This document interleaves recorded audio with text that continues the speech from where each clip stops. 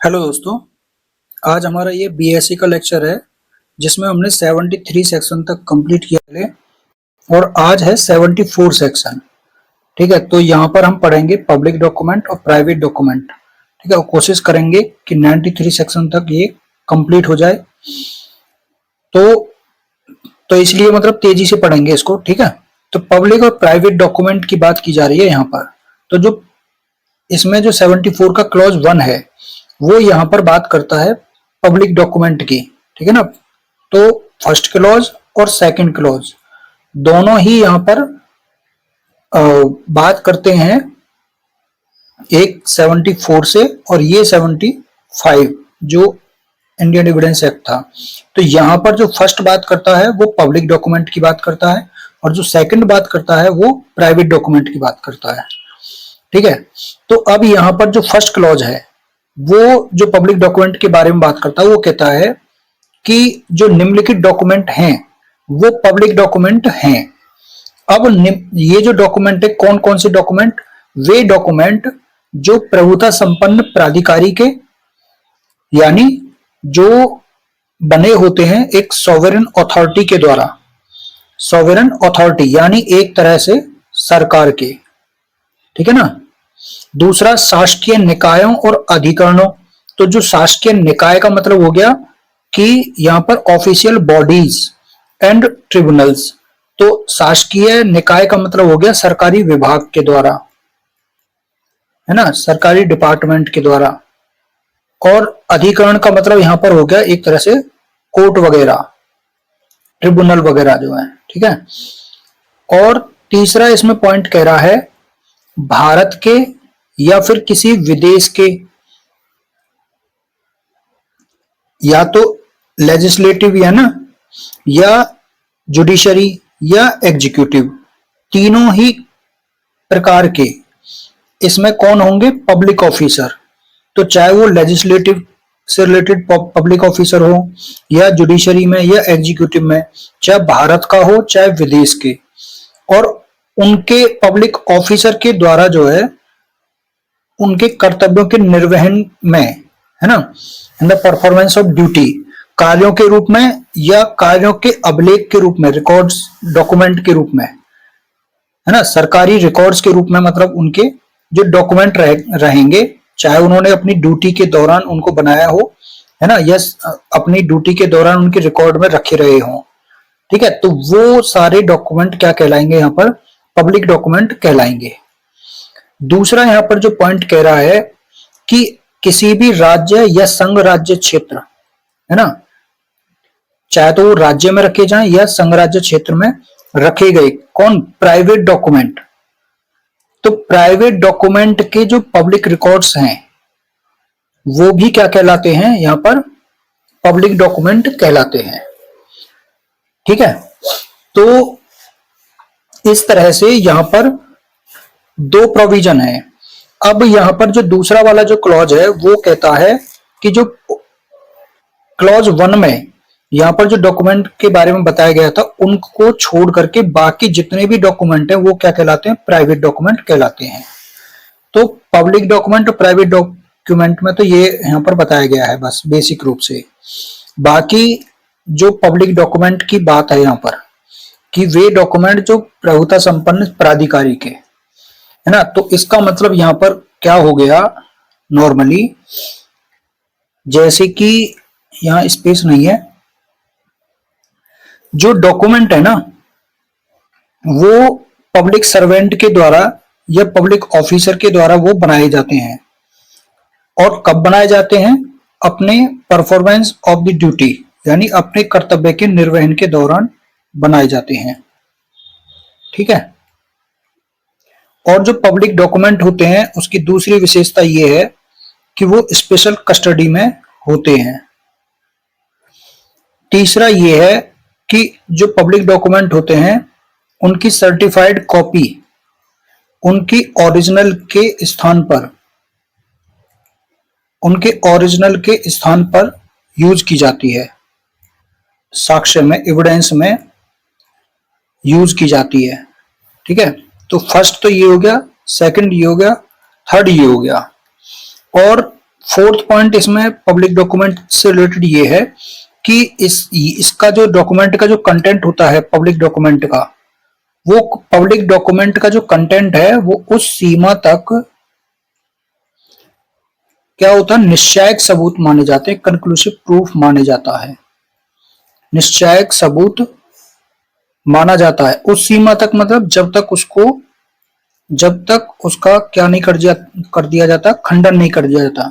तो जब तक उसका खंडन नहीं कर दिया जाता, ठीक है, रिब्यूट नहीं कर दिया जाता उसका।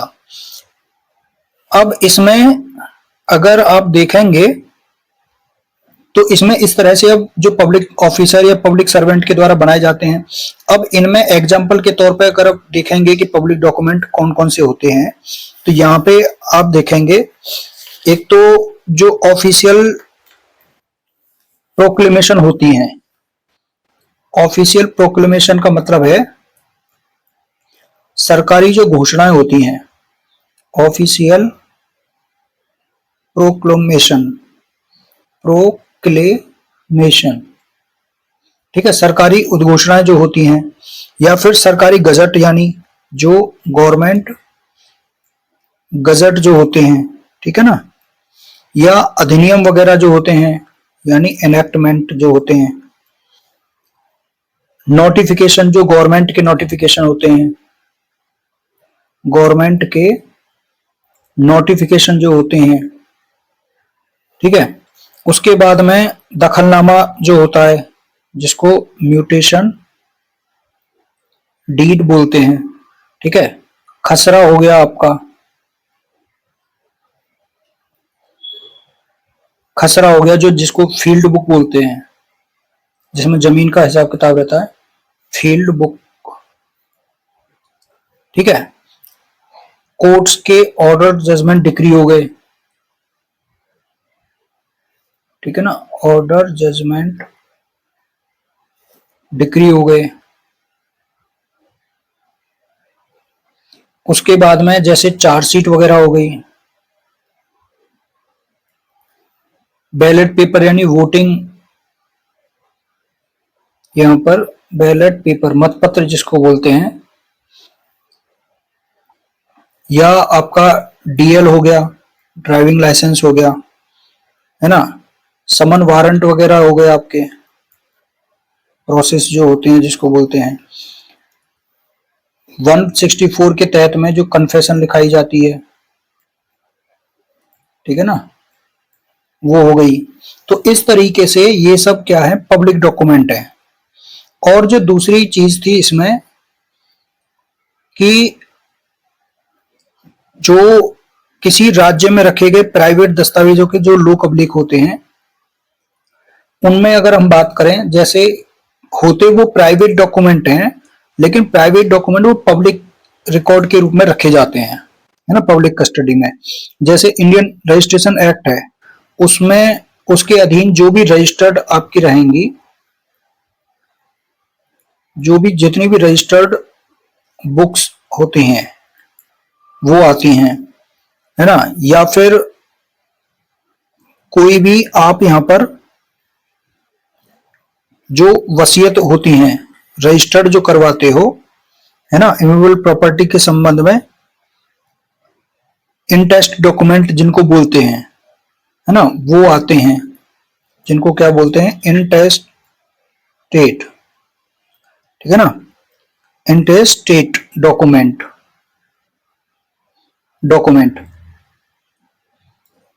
यानी ये मान लीजिए कि है वो प्राइवेट डॉक्यूमेंट लेकिन पब्लिक रिकॉर्ड के रूप में, यानी उसमें रखा है कस्टडी में जो है वहां पर।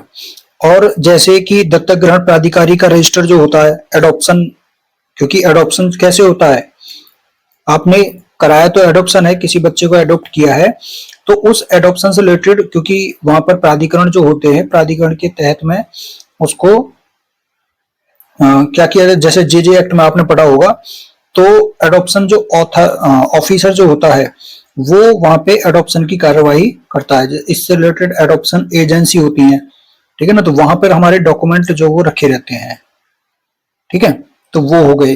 तो इस तरीके से जो डॉक्यूमेंट होते हैं वो प्राइवेट डॉक्यूमेंट होते हैं लेकिन पब्लिक रिकॉर्ड के रूप में वो रखे रहते हैं। ठीक है, अब यहां पर जो पब्लिक डॉक्यूमेंट होते हैं ना, वो डायरेक्ट ही कोर्ट में नहीं लाए जाते हैं। उनकी जो कॉपी होती है, फोटोकॉपी जो होती है, वो दी जाती है। इसके बारे में भी आगे पढ़ेंगे। क्यों दी जाती है? क्योंकि जो ओरिजिनल कॉपी होती है, मूल प्रति जो होती है, उसकी जो प्रोटेक्शन करने के लिए, उसकी रक्षा करने के लिए, उसके सिक्योर करने के लिए, है ना। क्योंकि अगर हर बार कोई ये कहेगा मुझे तो ओरिजिनल कॉपी चाहिए कोर्ट में दिखाने के लिए, तो कितने केसेस होते हैं और उसमें हर बार अगर वो कॉपी जाएगी ओरिजिनल कॉपी, तो उससे क्या होगा, वो कॉपी फट सकती है, नष्ट हो सकती है, खो सकती है ना। तो इसलिए क्या होता है कि ओरिजिनल कॉपी कोर्ट में पेश नहीं की जाती, उसके स्थान पर जो फोटोकॉपी होती है वो जमा की जाती है। फोटोकॉपी भी उसमें क्या होता है, जो अथॉरिटी होती है, जिस डिपार्टमेंट से वो कॉपी लाई जाती है, उस डिपार्टमेंट का जो अधिकारी होता है, उस डिपार्टमेंट के अधिकारी के वहां पर क्या होते हैं, सिग्नेचर होते हैं, उसकी सील लगी होती है, मुद्रा वगैरह लगी होती है वहां की, और वो यहाँ पर वहां पर एक तरह से एंडोर्समेंट मान लीजिए, वहां पे पृष्ठांकन करके या फिर उस पे ही लिख करके देता है वो कि ये कॉपी ओरिजिनल से मिलाई गई है ना। इस तरीके से वहां पर वो लिख के देता है। जो भी उसकी फीस वगैरह लगती है, वो फीस वगैरह वहां पर लेकर के वो दे देता है, तो वो आपकी सर्टिफाइड कॉपीज बन जाती हैं। ठीक है, तो ये आपका पब्लिक डॉक्यूमेंट से रिलेटेड है। उसके बाद में बात आती थी जो इसका क्लॉज सेकंड है कि जो प्राइवेट डॉक्यूमेंट है यहां पर, तो जो प्राइवेट डॉक्यूमेंट हैं उनमें कौन कौन से डॉक्यूमेंट आते हैं, जैसे कि आप शपथ पत्र वगैरह जो होता है, एफिडेविट आप लिखवाते हो, है ना, जनगणना रजिस्टर जो होता है वो भी इसमें काउंट किया जाता है। लीज का होता है, पट्टा डीड, पट्टा जो होता है, लीज डीड जो होती है, पट्टा विलेख बोलते हैं, है ना। वसीयत होती है, विल जो होती है। उसके बाद में वाद पत्र होता है ना, प्लेंट जो होता है। लिखित कथन होता है, रिटन स्टेटमेंट जो होता है, प्रतिवादी के द्वारा जो लिखा जाता है वो होता है। बंधक वाली मॉर्गेज डीड होती है, बंधक विलेख जो होता है, या सेल डीड होती है ना, विक्रय विलेख जिसको बोलते हैं। और किसी भी व्यक्ति की जो अपने रसीद वगैरह, रिसिप्ट जो होती है, रसीद वगैरह जो लिख के जो दे देते हैं अपनी, वो, तो ये सब जो है वो प्राइवेट डॉक्यूमेंट में आते हैं। तो इस तरीके से प्राइवेट डॉक्यूमेंट हो गए और पब्लिक डॉक्यूमेंट हो गए। अब बात आती है यहां पर कि पब्लिक डॉक्यूमेंट की सर्टिफाइड कॉपीज। ठीक है, तो पब्लिक डॉक्यूमेंट की सर्टिफाइड कॉपीज जो होती है यहां पर, वो कौन सी होती है, तो यहां पर ये बताया गया है कि कौन सी, मतलब जो डॉक्यूमेंट है वो सर्टिफाइड कॉपीज किस तरीके से मानी जा सकती हैं। तो इसमें यही है कि भाई पब्लिक ऑफिसर रहेगा, और वो पब्लिक ऑफिसर क्या करेगा, उस डॉक्यूमेंट को जो है, जो पब्लिक डॉक्यूमेंट है वहां उसके डिपार्टमेंट में जो रखा है, और कोई व्यक्ति उससे पब्लिक डॉक्यूमेंट की कॉपी लेने आया है, तो वो पब्लिक ऑफिसर क्या करेगा, उसको उस डॉक्यूमेंट के संबंध में जो भी फीस है, वो फीस लेने के बाद में उस पर लिखित प्रमाण पत्र सहित जो है वो उसको दे देगा, और वो व्यक्ति जो मांग करेगा उसकी, ठीक है ना। तो मांग करने पर उस डॉक्यूमेंट की कॉपी को जो है, जो भी फीस वगैरह उसकी लगती है, उसको देने पर वो एक सर्टिफिकेट के साथ में जो उसको दे देता है। ठीक है, वो सर्टिफिकेट क्यों देता है, क्योंकि वो बताता है कि ये जो पब्लिक डॉक्यूमेंट है, इसकी जो कॉपी दी जा रही है, वो कॉपी उस डॉक्यूमेंट की, है ना, उस डॉक्यूमेंट की, या डॉक्यूमेंट का जो भी हिस्से मांगा जा रहा है अगर, तो उसके हिस्से की वो क्या है, एक शुद्ध प्रति है ना। तो यहां पर जो सर्टिफिकेट है, जो ऐसे अधिकारी के द्वारा दिया जाता है, उस पर तारीख लिखी जाती है, उसका नाम होता है जो अधिकारी को दे रहा है, और जिस भी पद पर वो है, उस पद के आधार पर उसके हस्ताक्षर होते हैं उस पर, ठीक है ना। और अगर मुद्रा वगैरह है, उसकी सील वगैरह है, तो उस मुद्रा का सील भी लगाती जाती है। और जब वो ये सारी चीजें कर दी जाती हैं तो 3-4 चीजें हैं। शुल्क ले लिया जाता है, फोटोकॉपी दी जाती है, नाम लिखा जाता है, उसका डेट लिखी जाती है, एक सर्टिफिकेट लिखित सर्टिफिकेट के साथ में देता है, हस्ताक्षर करता है, सील लगाता है। इस तरीके से जब वो प्रमाणित कर देता है तो वो उसकी प्रतियां जो है डॉक्यूमेंट की प्रमाणित प्रतियां यानी सर्टिफाइड कॉपीज कहलाती हैं। तो ये इसमें डेफिनेशन 75 में दी गई है। ठीक है। अब यहां पर इसमें 75 में सिर्फ डेफिनेशन है, एक्सप्लेनेशन में जो है यही कह रहा है कि उसको जो स्पष्टीकरण है वो यही कह रहा है कि ये माना जाएगा कि कोई अधिकारी जो अपने पदीय कर्तव्य के मामूली अनुक्रम में, है ना, जो अपनी ऑफिशियल ड्यूटी के ऑर्डिनरी कोर्स के दौरान ऐसी प्रतियां वो दे रहा है, परिधान करने के लिए जो ऑथराइज्ड है, वह माना जाएगा कि वह ऐसी दस्तावेजों की कस्टडी रखता है ना, यानी वो उसकी कस्टडी में से उनको लाया गया है डॉक्यूमेंट को कोर्ट में। ठीक। अब यहां पर जो नेक्स्ट सेक्शन है, अब सर्टिफाइड कॉपीज हो गई, पब्लिक डॉक्यूमेंट हो गए, उसकी फिर सर्टिफाइड कॉपीज हो गई। अब सर्टिफाइड कॉपीज को आप पेश करके कोर्ट में अपना साक्ष्य के रूप में उनको पेश कर सकते हो। 76 ये कह रहा है सिर्फ कि उन सर्टिफाइड कॉपीज को आप कोर्ट में सबूत के रूप में पेश कर सकते हो, है ना। ऐसी सर्टिफाइड कॉपीज उन पब्लिक डॉक्यूमेंट की या पब्लिक डॉक्यूमेंट का कोई भी अगर हिस्से की है किसी की, है ना, भाई अगर 50 पेज की या 1000 पेज की कॉपी है, उसका कोई आपको उसमें से बीच में से हिस्सा चाहिए उसका, तो उसके लोक डॉक्यूमेंट की पब्लिक डॉक्यूमेंट के भाग की अंतर्वस्तु के सबूत के रूप में उनको पेश किया जा सकता है, जिस डॉक्यूमेंट की वे प्रतियां यानी कॉपियां हैं। तो 75 में डिफाइन किया गया है, सर्टिफाइड कॉपीज को बताया गया है, और 76 में उसकी सर्टिफाइड कॉपीज को सबूत के रूप में पेश किया जा सकता है, ये बताया गया है। उसके बाद में 77 जो यहां पर बताता है, वो बताता है कि कुछ डॉक्यूमेंट ऐसे हैं जिनके संबंध में ये बताया गया है कि उनके संबंध में जो सबूत के रूप में मतलब क्या पेश किया जाएगा। ये सारे हैं तो डॉक्यूमेंट, लेकिन कुछ स्पेसिफिक हैं जिनके संबंध में ये बताया गया कि उनके संबंध में कौन सी कॉपी कोर्ट में पेश की जाएगी सबूत के रूप में।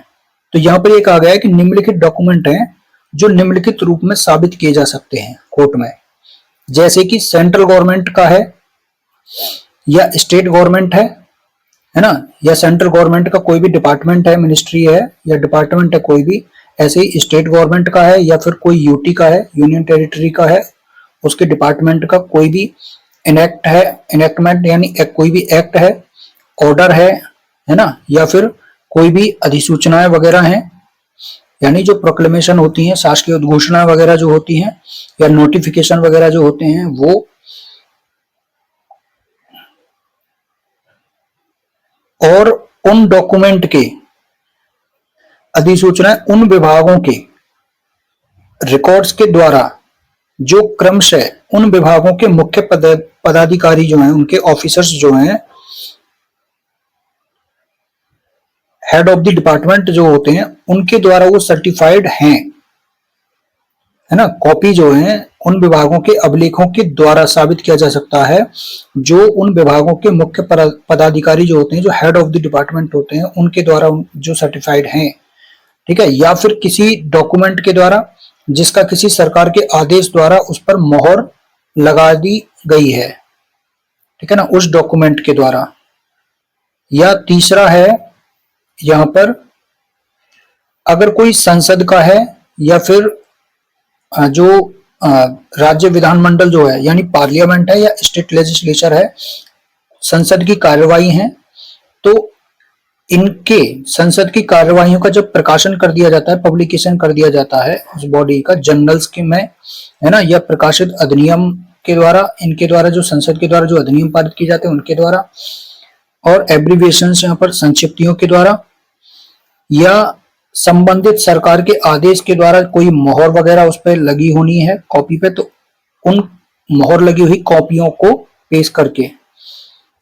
उसके बाद में यहाँ पर भारत के राष्ट्रपति है या राज्यपाल हैं, प्राइम प्रेसिडेंट हैं या गवर्नर हैं, या यूटी के एडमिनिस्ट्रेटर या डिप्टी गवर्नर हैं, यहाँ पर उनके द्वारा जो उद्घोषणाएं की जाती हैं, जो प्रोक्लेमेशंस की जाती हैं या ऑर्डर दिए जाते हैं या रेगुलेशन वगैरह जारी किए जाते हैं गजट में, है ना, तो उन गजट की कॉपियों को आप या उनके जो साइटेशन वगैरह हैं उनको आप यहाँ पर क्या कर सकते हैं, पेश कर सकते हैं सबूत के रूप में। उसके बाद में ऐसे ही कोई विदेश की कार्यपालिका के कार्य या विधानमंडल की कार्यवाहियां, है ना, यानी जो एक्ट्स ऑफ द एग्जीक्यूटिव और proceedings of the legislature of a foreign country, या फिर जर्नल्स हैं जो पब्लिश किए गए हैं देयर अथॉरिटी, उनकी अथॉरिटी के द्वारा, है ना, या फिर वो वहां पर रिसीव्ड किए गए हैं, प्राप्त किए गए हैं उस देश में, ठीक है ना, तो उनकी जो कॉपी है, सर्टिफाइड कॉपीज, और जिन पर मोहर लगी हुई है ऑफ द कंट्री और सॉवरेन, उस देश की या उस देश के जो संप्रभु है उसकी मोहर लगी हुई है ना, उस देश या प्रभु की मुद्रा के अधीन सर्टिफाइड कॉपीज है उसके द्वारा, या फिर किसी सेंट्रल एक्ट में उसकी मान्यता अगर दी गई है तो उस कॉपी को, या फिर नेक्स्ट है ऐसे ही, ये सब यही बता रहा है, कोई खास है नहीं इसमें, इंपॉर्टेंट कुछ नहीं है, ये सिर्फ एक प्री के पॉइंट ऑफ व्यू से आपको याद रखना है कि proof of other official document जो है वो किस सेक्शन में है, 77 में है, बस इतना याद रखना है, ठीक है। ऐसे प्री में यहां से कुछ नहीं, कभी क्वेश्चन नहीं बनता है। बाकी एक बार पढ़ लो कि किसी राज्य के नगर पालिका यानी म्यूनिसिपैलिटी या फिर लोकल बॉडी है, उसके कार्यवाहियां यानी उसके कार्य, और ऐसी कार्यों के द्वारा, कार्यों मतलब जो एक्टिविटीज हैं या प्रोसीडिंग्स हैं, उनकी ऐसी प्रति के द्वारा, कॉपी के द्वारा जो उनके विधिक पालक के द्वारा प्रमाणित है, यानी उनका जो लीगल कीपर है उसके द्वारा वो सर्टिफाइड है, या फिर जो बॉडी है उसके प्राधिकार ऑथराइजेशन से प्रकाशित हुई है कोई और उस पर मोहर लगी हुई है पुस्तक, तो उसको पेश करके, ठीक है ना। तो इन सब में ये बाद में जो लगा हुआ ना द्वारा, किसके द्वारा, तो यहां पर आप उनको पेश करके सबूत के रूप में पेश कर सकते हो। ऐसे ही यहां पर आप देखेंगे किसी विदेश की अन्य प्रकार के लोग पब्लिक डॉक्यूमेंट हैं, उनको ओरिजिनल द्वारा या उसके लीगल कीपर के द्वारा जो सर्टिफाइड है किसी कॉपी के द्वारा, है ना, जिस कॉपी के साथ में उस नोटरी पब्लिक की या इंडियन काउंसिल,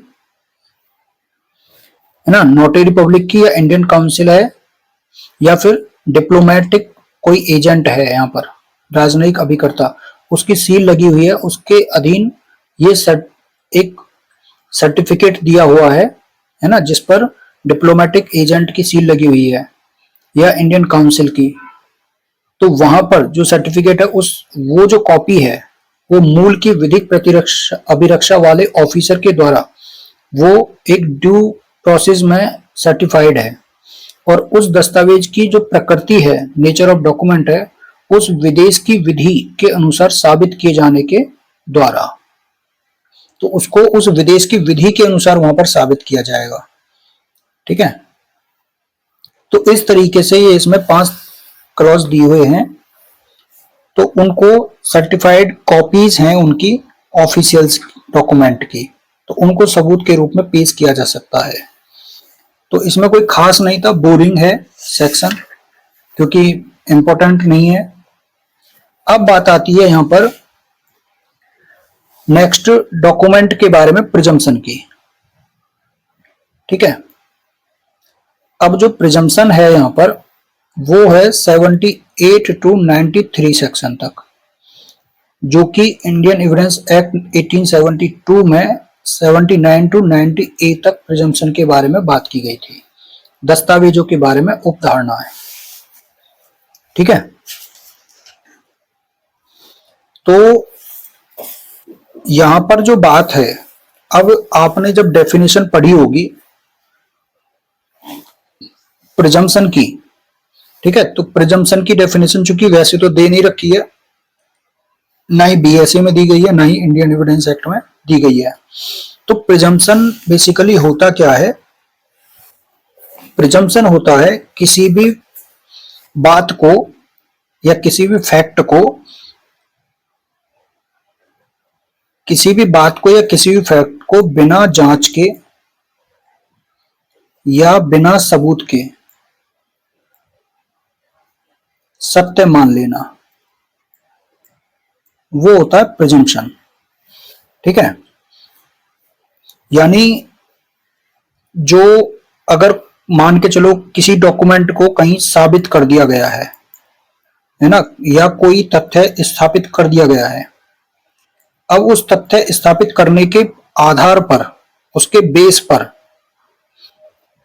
जो निकाला गया निष्कर्ष है, यहां पर निकाला गया निष्कर्ष है, कंक्लूजन है, या फिर इन्फेरेंस यानी अनुमान है,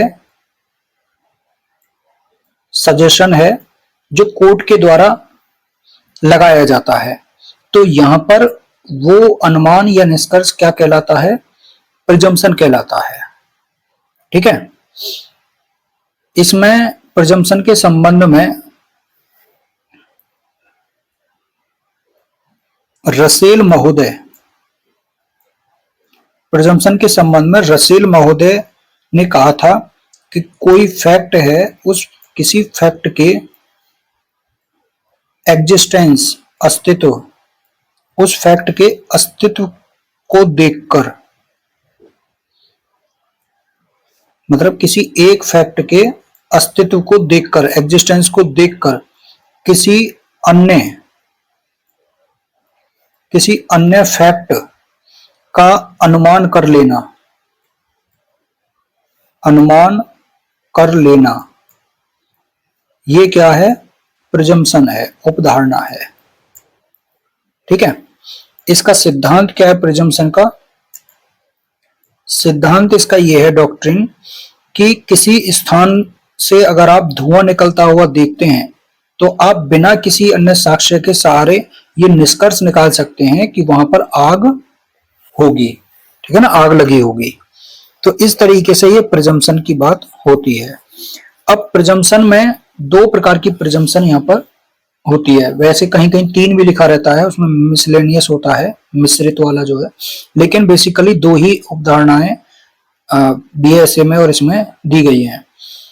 तो यहां पर अगर इसके टाइप की बात करें, उपधारणा के प्रकार की बात करें प्रिजम्पशन की, तो यहां पर दो प्रकार की उपधारणा होती हैं। एक तथ्य की उपधारणा,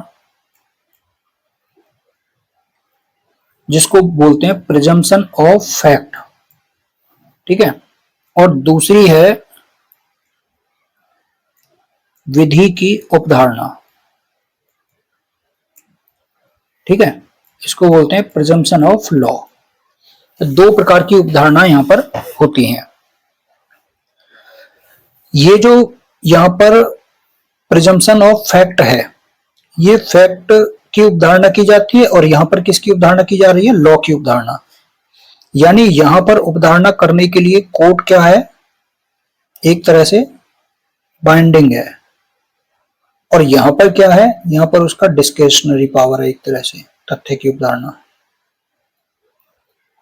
ठीक है, यानी जो इसमें आप देखेंगे, अगर यहाँ पे आप प्रिजम्पशन ऑफ फैक्ट और प्रिजम्पशन ऑफ लॉ की अगर बात करें, तो इन दोनों में आप देखेंगे ये क्या होती है? ये नेचुरल प्रिजम्पशन मानी जाती है, नेचुरल प्रिजम्पशन मानी जाती है, स्वाभाविक या प्राकृतिक उपधारणा इसको कहते हैं। ठीक है, और इनका जो अनुमान निकालते हैं ना, प्रिजम्पशन ऑफ फैक्ट में जो अनुमान कोर्ट निकालता है वो नेचुरली यानी स्वाभाविक तरीके से, है ना, देख करके निकालता है, तर्क के आधार पर निकालता है। इसमें अनुमान तर्क के आधार पर अनुमान निकालता है, यहां पर मानव मस्तिष्क की रचना के आधार पर निकालता है ना, व्यक्ति क्या सोच रहा है, क्या उसने मतलब सोचा, क्या उसने कार्य इस तरीके से किया, तो उसके आधार पर जब खुद ही व्यक्ति जो है निकालता है मानव मस्तिष्क की रचना, उसने क्या किस तरीके से उसने अपने उसके इंटेंशन के आधार पर निकालता है, मानव कृत्यों के स्रोत के आधार पर, ह्यूमन एक्ट्स के आधार पर, है ना, ह्यूमन एक्ट्स के आधार पर समाज की प्रथाएं और रूढ़ियों के आधार पर, आदतों के आधार पर, है ना, समाज की प्रथा और आदत या रूढ़ियों के आधार पर, इनके आधार पर निकालता है। ठीक है, तो इस तरीके से ये क्या होते हैं, एक तरह से तर्क के आधार पर निकाले जाते हैं, यानी ये क्या होते हैं, तार्किक निष्कर्ष इनको बोला जाता है। तार्किक निष्कर्ष, लॉजिकल कंक्लूजन इनको बोला जाता है। तार्किक निष्कर्ष होते हैं जो अन्य फैक्ट के साबित हो जाने पर निकाले जाते हैं। ठीक है, ये in the sequence of nature जो है होते हैं। तो तथ्य की अवधारणा में बेसिकली क्या हो गए, इसमें आता है आपका मे प्रज्यूम। कौन सा आता है इसमें तथ्य की अवधारणा में, मे प्रज्यूम, उपधारणा कर सकेगा। ठीक है, इसमें मे प्रज्यूम आता है, और मे प्रज्यूम की जो डेफिनेशन है वो दी हुई है आपकी 21H में। ठीक है, मे प्रज्यूम की डेफिनेशन बीएसए की धारा 21H में दी हुई है। वहां पर क्या है, वहां पर यही दिया हुआ है कि जहां कहीं भी बीएसए में ये लिखा रहेगा ना कि न्यायालय इसके संबंध में उपधारणा कर सकेगा, तो वहां पर क्या करेगा, न्यायालय उस तथ्य को जिसके संबंध में उपधारणा कर रहा है, प्रिजम्पशन कर रहा है, उस फैक्ट को साबित हुआ मान सकता है, लेकिन उसकी कंडीशन है कि यदि उसे या जब तक उसे ना साबित यानी डिस्प्रूव्ड नहीं कर दिया जाता है तब तक उसको क्या मानेगा, साबित हुआ मान सकता है, मतलब बाध्यकारी नहीं है, यहां पर उसको कंपलसरी नहीं है। और दूसरी कंडीशन ये है कि वो उसके सबूत की मांग भी कर सकता है, उसके लिए प्रूफ भी ले सकता है। ठीक है ना, एविडेंस भी। तो इसको प्रिजम्प्शियो होमिनिस भी कहते हैं। ठीक है ना, इसको प्रिजम्प्शियो होमिनिस कहते हैं। अभी ये पीओएफ ही चल रहा है यहाँ पर। ठीक है ना, पीओएल की अभी बात ही नहीं आई है, प्रिजम्प्शियो होमिनिस, है ना। तो इस तरीके से यहाँ पर तथ्य की उपधारणा होती है। तो तथ्य की उपधारणा यानी प्रिजम्पशन ऑफ फैक्ट में आपको याद रखना है कि कोर्ट एक तो बाध्यकारी नहीं है, डिस्क्रेशनरी है उसके लिए, दूसरा इसलिए है कि वो उस फैक्ट को साबित मान सकता है, लेकिन उसकी कंडीशन है कि आपको जब तक उसे आप ना साबित नहीं कर देते, और दूसरी है कि वो कोर्ट उसके संबंध में सबूत की मांग कर सकता है। तो ये जो सबूत की मांग कर सकता है ना, यही डिफरेंस करता है आपका पीओएफ में और पीओएल में। ठीक है, और दूसरा एक कर सकेगा। तो यहां पर कर सकेगा और वहां पर है करेगा। तो ये हो गया पीओएफ, है ना, और ये हो गया पीओएल, यहां पर करेगा आएगा। ये हो गया शैल प्रिज्यूम। ठीक है, तो ये जो होती है, अब जो तथ्य की अवधारणा है, प्रिजम्पशन ऑफ फैक्ट है, प्रिजम्पशन ऑफ फैक्ट आपकी है जो बीएसए है, उसमें आप पढ़ेंगे आप सेक्शन 88 से लेकर के 90 सेक्शन तक, फिर उसके बाद में 92 और 93 सेक्शन आप पढ़ेंगे। ठीक है, उसके बाद में 115 सेक्शन पढ़ेंगे, 118 115 नहीं पढ़ेंगे, 117 सेक्शन पढ़ेंगे, 119 सेक्शन पढ़ेंगे। ठीक है, जो 117 सेक्शन है वो एविडेंस की 113A है, और 119 जो सेक्शन है वो एविडेंस की 114 है। ठीक है, बाकी ये सेक्शन तो आगे पीछे थोड़ी सी है। उसके बाद में अब बात आती है प्रिजम्पशन ऑफ लॉ की। ठीक है, यानी विधि की उपधारणा है। तो जो प्रिजम्पशन ऑफ लॉ है, वहां पे जैसे हमने देखा था 2 वर्ड प्रयोग हुए थे, स्वाभाविक, नेचुरली, है ना, स्वाभाविक या प्राकृतिक, किसके लिए, पीओएफ के लिए, प्रिजम्पशन ऑफ फैक्ट के लिए। तो इसका जो विधि की उपधारणा होती है वो कौन सी होंगी, वो होंगी अस्वाभाविक। ठीक है ना, अननेचुरल, या इसको बोल सकते हैं हम आर्टिफिशियल, कृत्रिम उपधारणा है। ठीक है, यानी ये जो उपधारणाएं होती हैं, ये जो प्रिजम्पशन ऑफ लॉ होता है ना, इन्हें विधि के अधीन जब किसी विशेष फैक्ट, किसी स्पेशल फैक्ट से निकालने के लिए कोर्ट को विधि जो है क्या करती है, लॉ यहाँ पर डायरेक्शन देती है कोर्ट को, यानी कोर्ट यहाँ पर बाइंडिंग हो जाता है, कंपल्सरी हो जाता है कोर्ट के लिए यहाँ पर प्रिजम्पशन करना, क्योंकि विधि ने डायरेक्शन दिया है ना कोर्ट के लिए कि किसी विशेष फैक्ट से, स्पेशल फैक्ट से यहाँ पे आपको अगर कंक्लूजन निकालना है तो वहां पे आपको विधि जो है वो डायरेक्ट कर रही है, ठीक है ना। तो इसका मतलब ये होगा कि किसी विशेष विधि के अधीन विशेष परिस्थिति में कोर्ट विशेष अनुमान लगाता है यहाँ पर, ठीक है ना। तो ये जो उपधारणाएं हो गई, ये कोर्ट पर हमेशा क्या हो जाएंगी, बाध्यकारी हो जाएंगी, कंपलसरी हो जाएंगी। और ये जो उपधारणाएं होती हैं ये निश्चित होती हैं, अपरिवर्तनशील होती हैं, अनचेंजेबल होती हैं, ठीक है ना, और बाध्यकारी होती हैं। ये इनका करेक्टर है प्रिजम्पशन ऑफ लॉ का। और ये जो प्रिजम्पशन ऑफ लॉ है ये आपके उसमें दी हुई है, इसमें दो तरह की प्रिजम्पशन ऑफ लॉ होती है। प्रिजम्पशन ऑफ लॉ जो है वो दो तरह की होती है, एक होती है खंडनीय, रिब्यूटेबल, है ना, खंडनीय उपधारणा, और इस खंडनीय उपधारणा में ही आपका आता है शैल प्रज्यूम,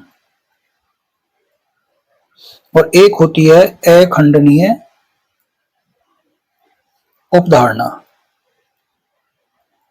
और इसी में आता है आपका कंक्लूसिव प्रूफ, ठीक है। तो जो शैल प्रज्यूम है, इस शैल प्रज्यूम